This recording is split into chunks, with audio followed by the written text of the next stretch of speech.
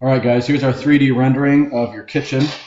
I have one other design, slight modification to this. Obviously, this is pretty much what you guys have right now, and this is all to size and scale with this vaulted ceiling. So, starting off with our kitchen window, the sink cabinet centered up on your window, the dishwasher's to the left, and this cabinet here in the corner, this door would have some special hinges on it that allows it to open up and pretty much lay flat against this. And there would be some essentially pie-shaped shelves on the inside of this door, similar to what you have on the other corner.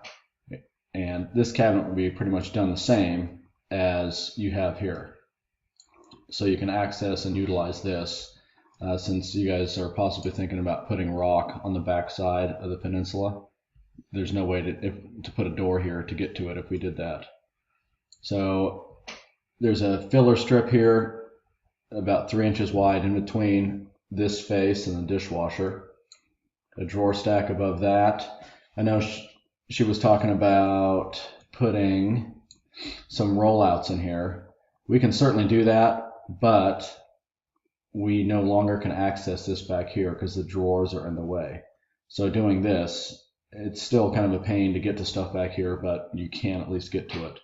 Spice rollout here. And if you guys don't like any of this, you don't want a spice rollout, I mean, we can change and flip-flop stuff around here. That's fine. But this would be the spice rollout.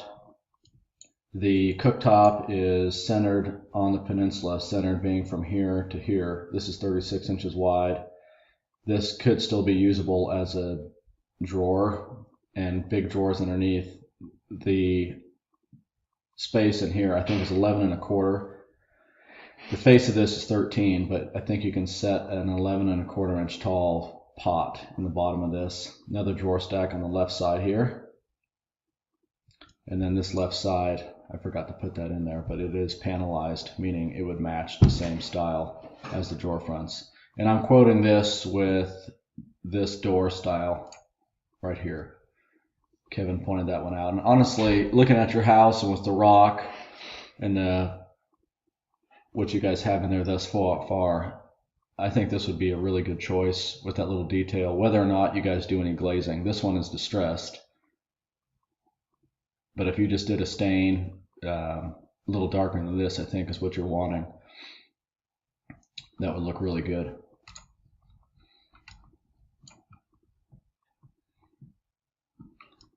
Upper cabinets obviously here. And even though this is the same layout, it's going to obviously look 100 times better with new cabinets and this style of cabinetry. It's just going to be really sleek and a clean built-in look. And to refresh your memory again, actually, of what these cabinets look like, I can show you a kitchen that we did. This is the same one you saw, but just to remind you guys, I'm trying to find a good one here.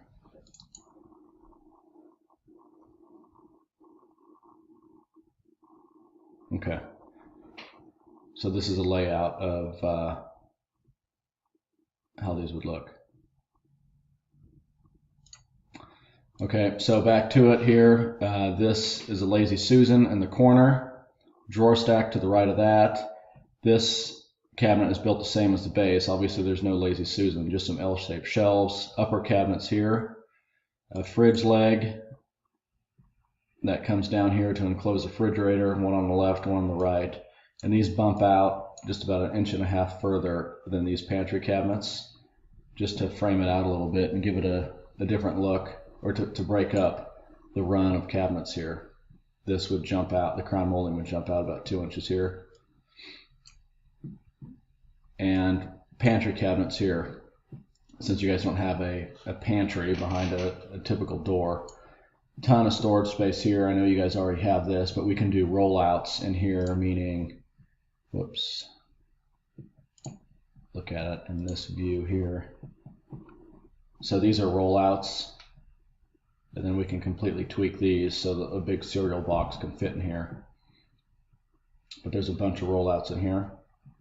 Adjustable shelving on the top.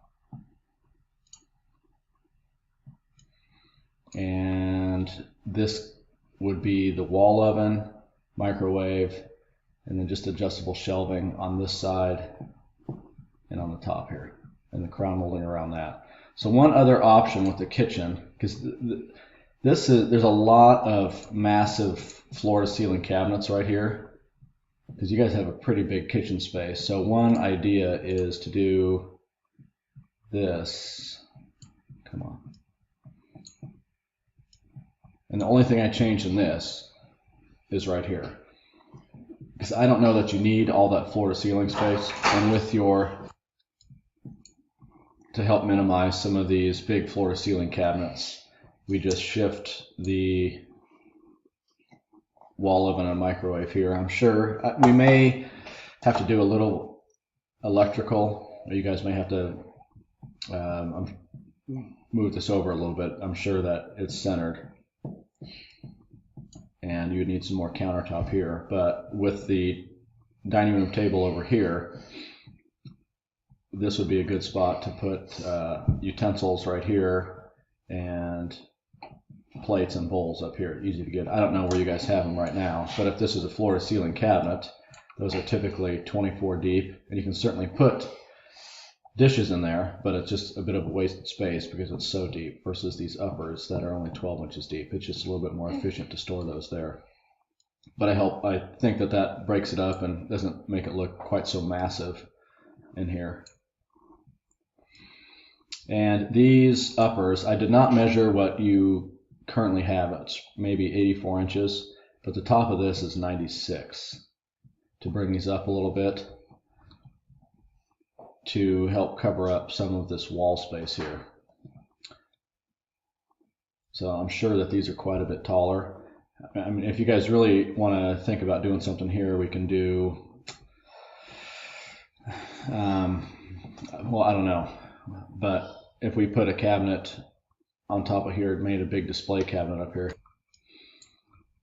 Like I mentioned, that kitchen that we did in Fall River, their refrigerator was on the right side, so we built a exposed cabinet on the top here. And it would look, we just have to rearrange that, but if you guys really want to do that, we can go down that trail. All right, so that is the kitchen. Jumping over to the laundry. Again, to size and scale, and these are the actual sizes of your washer and dryer. And I mean, fundamentally, it's a good layout. No radical new design here, except these cabinets are 18 deep because these things come out 37 inches, so it's really tough to get to anything here. So I brought these out another 6 inches, and the crown molding would terminate at the ceiling on these guys. And the last thing is the hall bath. This one's kind of tough to see because it's a smaller room. 24-inch sink cabinet, left and right, drawer stack in the middle.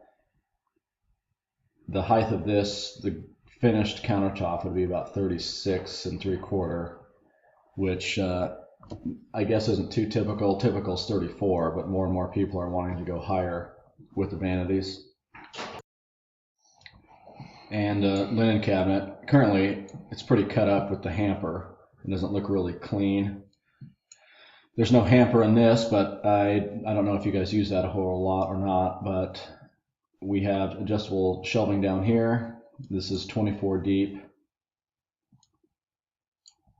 and 84 tall. So we still have a foot of space in between the top of the cabinet and the wall.